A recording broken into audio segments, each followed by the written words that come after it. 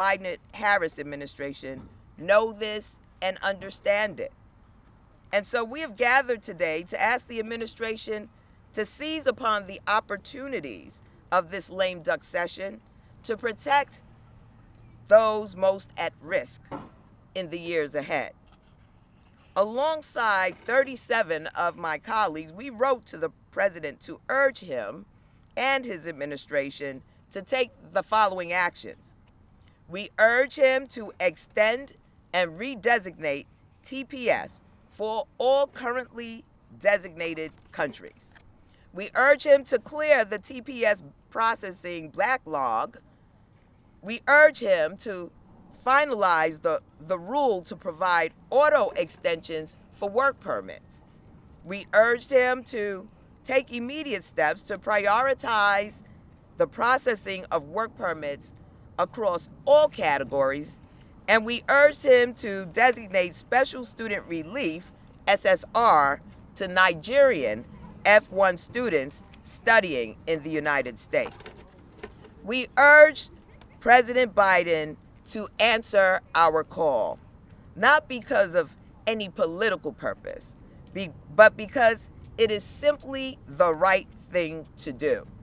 It is critical in this moment where so much anxiety over the rhetoric and commentary that we've heard from Donald Trump, raising the issue or the specter of breaking up families, many of whom are mixed status families, that we do everything we can in this lame duck session to bring down those anxieties. And there are, again, the things that I've enumerated under President Biden's administration that can be done with the signature on a pen.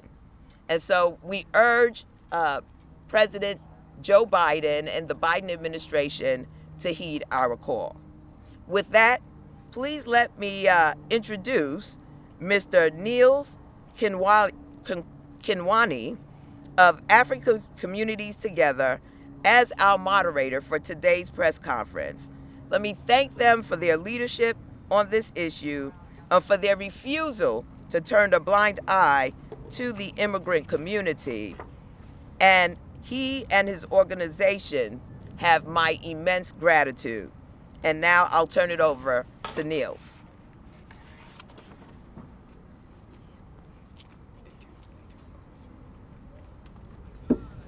Good afternoon, everybody. Good afternoon. Thank you for joining us today. My name is Niels. I'm the Federal Policy Manager for African Communities Together. I want to emphasize on a few key points. As Congresswoman mentioned, the TPS program is a very important program for our community members. We know that the incoming Trump administration has a robust and hostile agenda toward all immigrants, including black immigrants. So TPS will protect our community members from deportation. We also want to emphasize that work permit is also very important to us, to our members, because that's the only way that our members can continue to contribute to the U.S. economy, to the U.S. society, and sustain themselves and their families. So without further ado, I will turn over to my colleague Sylvia, who will read a statement from Representative Barbara Lee, who was confirmed for this press conference but was not able to make it. So, Sylvia. Okay. Thank you very much, Niels. My name is Sylvia Nyamuhungu, and I'm the National Immigration Organizer at African Communities Together.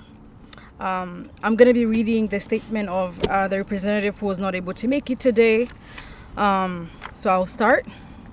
Let me begin by thanking African Communities Together for organizing this press conference. I want to be very clear. Many of us have already served through a Trump administration. We have seen the morally reprehensible decisions he has taken that put millions of black migrants in harm's way. Right now, the Biden administration is in a unique position to protect many of these black immigrants. President Biden must extend and redesignate temporary protected status, or TPS, for currently designated countries. Some of countries are particularly at risk as their renewal dates are soon. This includes Haiti, Sudan, South Sudan, Cameroon, and others. I also urge the Biden administration to take immediate action to clear the TPS processing backlog. We must ensure that all who are legally entitled to TPS protection and work permits receive both before the next administration holds power. We know that Donald Trump and his extremist MAGA allies have no interest in solving America's challenges. Their policies don't lead to border protection or increased safety for Americans at all. History shows that their callous approach only makes things worse, leading to inhumane conditions that are even violent. Before MAGA extremists pushes their racist, xenophobic policies, President Biden must do everything he can in his power to protect vulnerable black immigrants. I am proud to stand in solidarity with everyone today. Thank you for your work. Together, we will ensure that our immigration system reflects our nation's value. Thank you.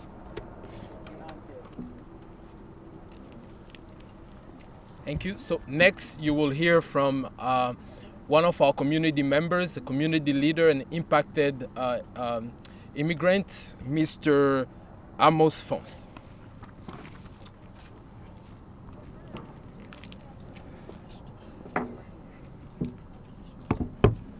Good afternoon, everybody. Yeah, and I wish to thank organizers of this event so very much. My name is Amos Fon and I'm from Cameroon. Cameroon has experienced a violent conflict for the past 8 years and counting. And as I speak, the situation is actually deteriorating. So the very reason for which TPS was granted to Cameroonians, that situation has worsened, meaning that there is no way that TPS for Cameroon can be cancelled now, or Cameroonians who are currently enjoying that status can be deported to Cameroon, because it simply means deportation to death. At my age, at almost 60, I have no business being in the United States because I came here when I was younger. I did a master's degree at the Southern New Hampshire University. I went back and I was helping my country, helping young people, working with the U.S. Embassy, helping U.S. Peace Corps in Cameroon as a consultant. But when the conflict broke out, that violent conflict at which I have suffered, I was abducted. It got really, really bad. I tried in the country for 7 years, but the last 2 years I just had to flee from Cameroon with my wife. I joined the community of people who are undergoing the same kind of suffering to plead that President Biden and his administration redesignate and extend TPS for Cameroon, because any Cameroonian, including those other people who are not yet granted it, if they go back to Cameroon, they are just going to death. I want to add also that I applied for TPS in November 2023. I went for biometric in December, and December 6th. As we speak, 13 months after, I don't have a social security number, a work permit, no anything. 13 months. So if TPS for 18 months and then 13 months after application, you don't have any feedback, where are we going with it?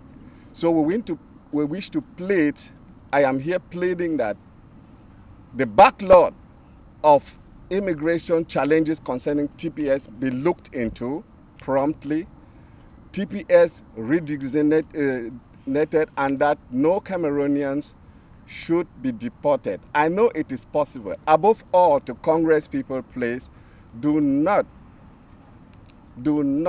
use any American taxpayers' money.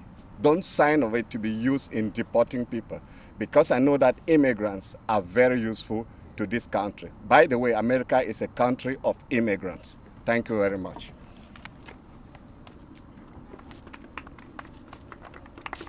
Thank you so much, Mr. Fons. We have a few speakers that are running behind. And now we will hear from community leaders from our partner organizations. Ronald Claude, Director of Policy and Advocacy from Black Alliance for Just Immigration will be our next speaker. Ronald. Good afternoon, everyone. Thank you. My name is Ronald Claude, and I'm the Director of Policy and Advocacy at the Black Alliance for Just Immigration.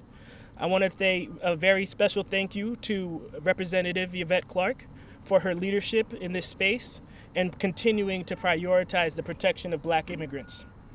Today we're here because it's about preparation, protection, and pressing forward.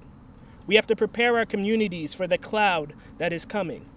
We have to protect our communities from the impact of bad policy that is going to separate families, impede folks from being able to put food on their tables, and most importantly, lead to deportations that will have irreversible harm to their family and the communities they come from. But we also must press forward. And that's why we're here today. We're pressing forward. There is something that can be done and should be done, and we're asking this administration to work with us to get it done. There is a backlog in TPS, DACA, EADs, you name it. But today we have the opportunity to press forward and to end that backlog by good policy in this lame duck season. So that's why we are here today.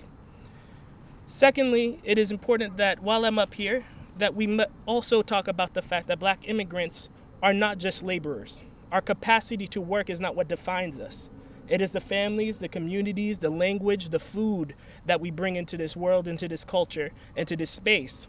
So we take this time to also remind folks that yes, we want EAD, we want a pathway to citizenships, but we also want to ensure that our families, our communities are able to stay whole, and that we remind folks that we belong to them as well. So we thank you all for this time. We look forward to working together with Representative Clarke as the chair-elect to the Congressional Black Caucus, and we look forward to working with this administration to do what is needed in terms of protecting Black migrants. So thank you for your time.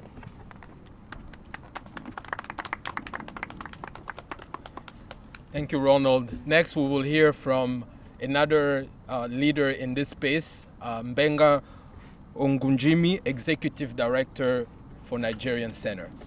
Benga. Good afternoon, everyone. Thank you so much, Congressmember Yvette Clarke, for your leadership. My name is Benga Ongunjimi, the Director of the Nigerian Center. Thank you all for being here today. Today we gather a united coalition of advocates, community leaders, allies, to urge the Biden administration to take a decisive action on behalf of African and Nigerian nationals in the United States. Specifically on behalf of the Nigerian American community, we ask that this administration designate Nigeria for SSR and if possible even TPS before the current term concludes. This is not just a policy recommendation, it is a moral imperative. Earlier this month, President Biden made a bold commitment to the future of U.S.-Africa relations during his visit to the continent. He declared, and I quote, "United States is all in on Africans' future." I repeat, the President of the United States, President Joe Biden, stated that America is all in on the future of Africa. Today, we are here to hold the administration accountable to this promise. We are here on behalf of Nigeria, an important American partner on the African continent, the largest Black immigrant group in the United States, and the largest ancestral home to Black America. America in itself is the largest foreign investor to Nigeria.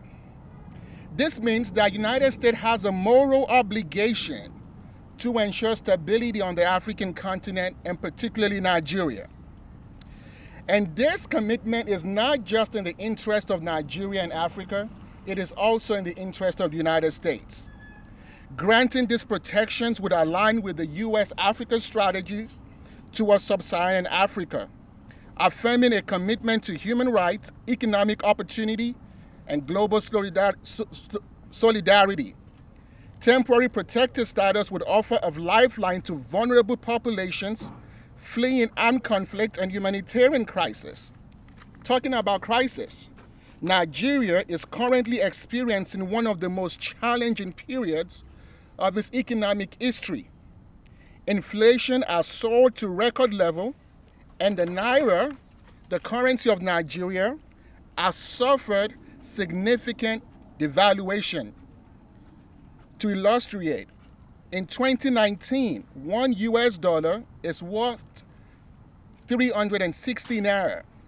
Today, it is 1,664 naira, a staggering 362% decline in just 5 years. This has devastated families' ability to send money to cover their student parent tuition in the United States. These students are not just learners, they are the future leaders, innovators, and contributors to both the economy of the United States and that of Nigeria. Today, we call on this administration to act with urgency. Granting special relief to Nigerian nationals would immediately alleviate these hardships by providing work authorization and reduce cost loads requirements.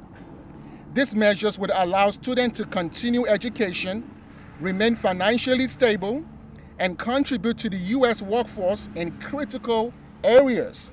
Let me be clear, an unprotected Nigerian student today is a missed opportunity for tomorrow's global workforce, including the United States and that of Nigeria. The Biden administration's stated commitment to a just and humane immigration policy can and must include individuals who are ready to contribute to the country's economy. As the United States transition to a new administration, we strongly recommend that this request be prioritized. The window of action is closing, but the impact of granting SSR and TPS would be profound for families and communities, and for those that shares the value of a nation we are turned to for opportunity and we are turned to for refuge. In conclusion, for those who need assistance, the Nigerian Center stands ready to help. If you or you know someone who needs immigration assistance, please have them reach out to the Nigerian Center.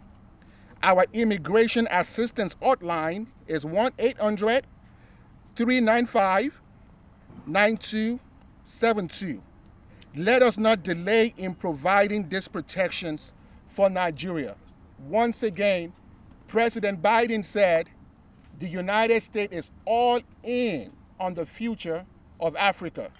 We are asking to live up to those words and immediately grant TPS designations for eligible African countries and SSR for Nigeria. Thank you very much. Thank you so much, Mbenga. While we wait for the other speakers, we will ask reporters to ask a few questions to Congresswoman Yvette Clarke. She has to leave very soon for voting. So if there are questions for her, please, you can go ahead. Congresswoman. Congresswoman, can you speak to the pace of these designations for TPS in a Trump administration? Do you feel like it's now or never kind of thing? I definitely feel like it's now or never. There's not been the type of full-throated commitment to TPS, to DACA recipients, to those who are really challenged right now in between status from Donald Trump or his administration. What we have heard is about mass deportation. That has been stated time and time again. And when you look at his border czar and the incendiary statements that have been made by him about breaking up families, they can all go, basically. It sends chills up the spines of people of goodwill and good conscience. Any other questions? What's been the Biden administration's response to your outreach? Well, we've sent them the letter. We're waiting for their response. They have granted TPS previously. And so our hope is that they are examining this request in this moment and doing everything they can to expedite it. I'm going to return now the podium to Niels and thank all of the advocates who have come out here today. It's important because oftentimes people of African descent in the United States are seen as a monolith, when we know, in fact, that there's great diversity amongst us. I am the daughter of immigrants. My parents came from the beautiful island of Jamaica. And so I have skin in this game, literally skin in this game. I yield back, Niels. So before the congresswoman leaves, we're gonna take a group picture, and then so we can let her go back. Everybody scrunch in. Is everybody in? Everybody in?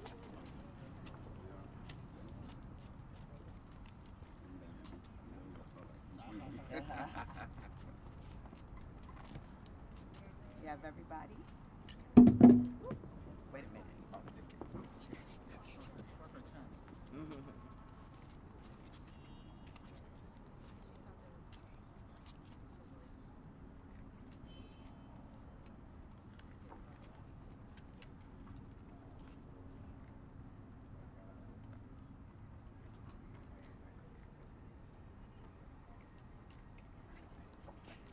Thank you, everybody. Thank you, everyone. Thank you. Absolutely. Absolutely. Absolutely. Thank you so much. Absolutely. Absolutely.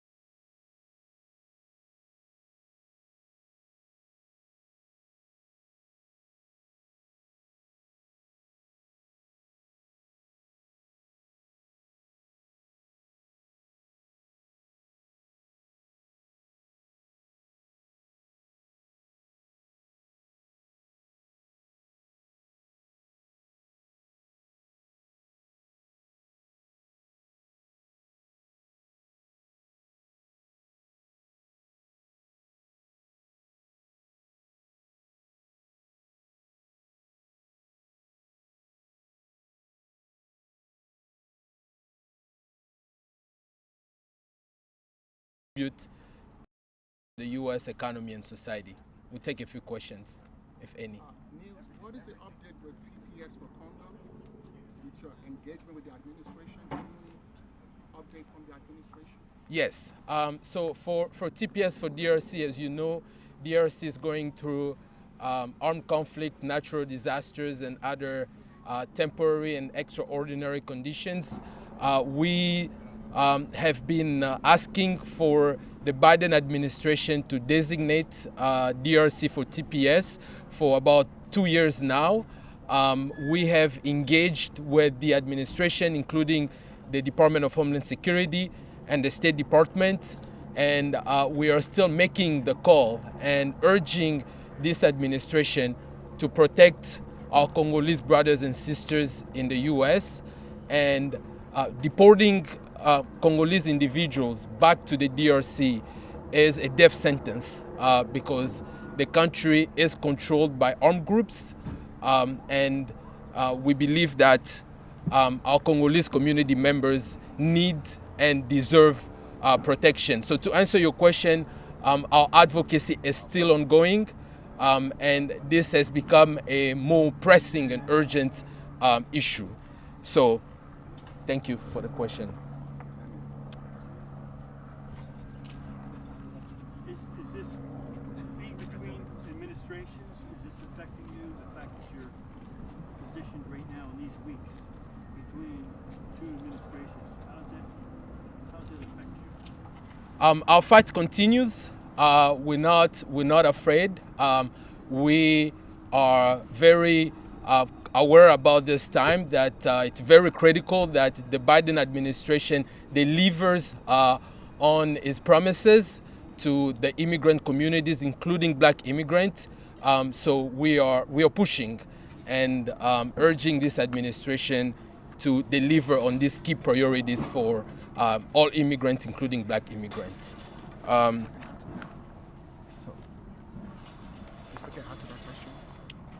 sorry. Yes, and then I will have my colleague Mbenga also respond to that question, and then we will pass it to a representative. I also want to mention that. I'm sorry to I'm sorry. interrupt. We have Congresswoman Clinton, Oh my so God. we're going to just have her speak before she goes to vote. Yes. Yes. Hi, good afternoon, everyone. I'm Congresswoman Sheila Sherfalisa McCormick, and I represent Florida's 20th District.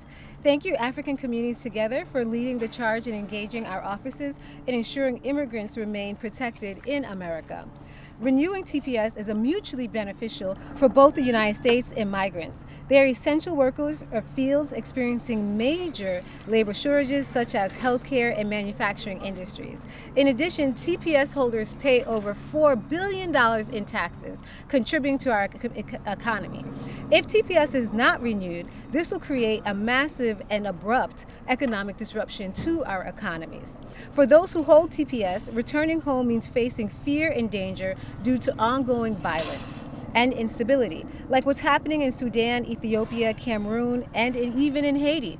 This shouldn't be a political issue. This is a real-life issue about people who will suffer real-life harm to their families if they return home.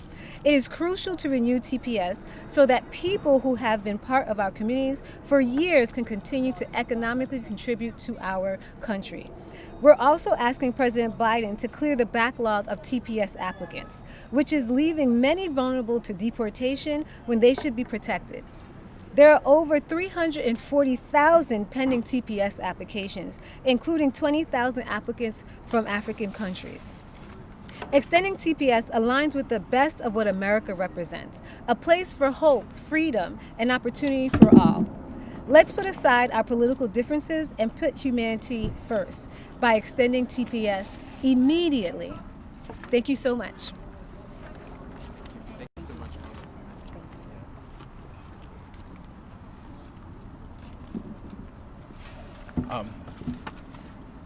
So next, I'll let my colleague Mbenga give a few remarks before we move on to the next speaker.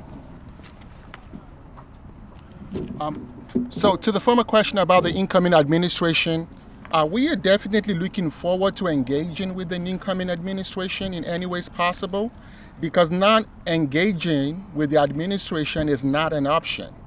And we have critical cases, situations on the continent that needs to be addressed. We hope that our requests be granted with this administration as they conclude. And for those that will spill over to the next administration, we also look forward to working with them. All we are asking is TPS, SSR does not bring any new immigrant to the United States.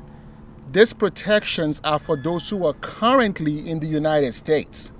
So while folks may try to politicize this issue and talk about the border and how people are coming into the country, that is not the case for TPS and SSR.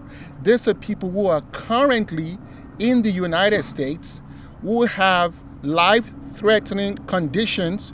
Should they go back to the country, they have a temporal 18 months protection and possibly may be extended.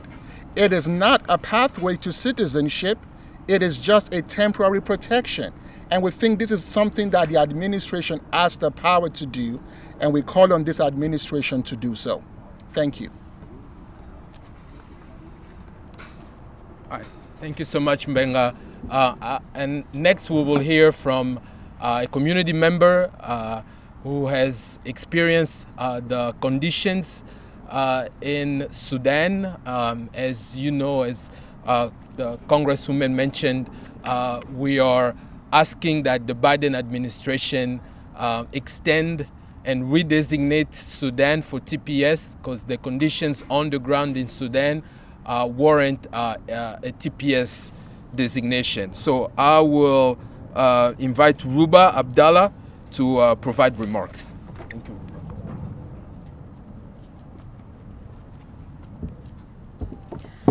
Hello and good afternoon to all the organizers, leaders, Congress members, and everyone else here. We want to thank you all for being here, and we want to especially thank African Communities Together for organizing this and for advocating for all Black immigrants. So as most of you know, Sudan has one of the worst crises going on in the world right now. It is the largest refugee crisis, the largest humanitarian crisis, and in September, 25 million people were presumed to die of hunger. Now, Sudan is my home and it is my country. I lived in Sudan for the past 8 years before the war broke out, and I never presumed one day that I would have to leave my home evacuated on a war airplane. And we left behind many of our family members, our neighbors, everyone that we grew up with and that we had gotten used to for the past 8 years. Now, what we want to do as an organizer, I'm part of Rise Up for Sudan, and we advocate and we organize in order to ensure that Sudanese immigrants are protected and have the same rights as everyone else. Now, when we were evacuating, one of my uncles made a joke that it was because our lives were more valuable than theirs, that as an American citizen, we had the right to be evacuated and we had the right to be able to come to America. Now, we want to make sure that everyone else that is here, every Sudani immigrant, is protected and the TPS is extended and they're able to stay for longer. Now, the situation in Sudan, for the week and a half that we lived there, it was completely horrifying. We couldn't leave our house. The whole house would shake because of the shelling that was nearby. Everyone gathered together in our house because we were only women and they were afraid for us from the RSF because they were abducting women and they were mass raping them, which is still continuing on until today. So if the TPS were to be terminated and the immigrants were to go back, especially the women, they would risk rape, abduction, sexual assault, and the gender-based violence in Sudan is the highest that it has ever been. So sending them back would only punish them further and for the war that they had no involvement in, and it would victimize them even more. Now, there's only so much that we can do, but to be able to advocate for them and to give a voice to the voiceless is something that we need to make sure we try our hardest to protect and to preserve their rights. Whether it is in Sudan, in Tigray, in Haiti, in Mali, or elsewhere, we need to do all we can to protect them and to be a voice for the voiceless. They are doing all they can to ensure that they are able to live dignified lives, no matter what is going on in the world. And although it is not within our power to do anything more, we can at least give them a chance to start lives here and to grow roots here and to be able to find opportunities and live dignified lives. Thank you. All right, thank you so much, Ruba. So this brings us to the end of our program. We're going to wrap up here. We thank you again for joining us today, and we look forward to engaging with you in the future. Thank you again.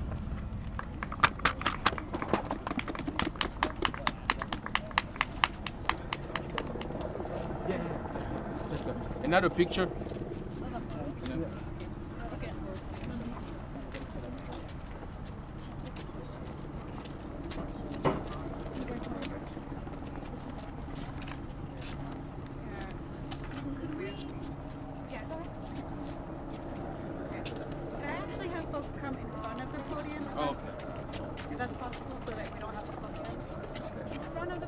In front of the podium. And then maybe if we could come together. You can stay in front of the podium. Yeah, you can come And if up. you're in the back, you could raise your hand, but I want to see your faces. Okay, this is covering your face. So if you're in the back, if you want to raise your sign, but make sure no one is behind you. That's it. Sylvia, if you could come La aluera.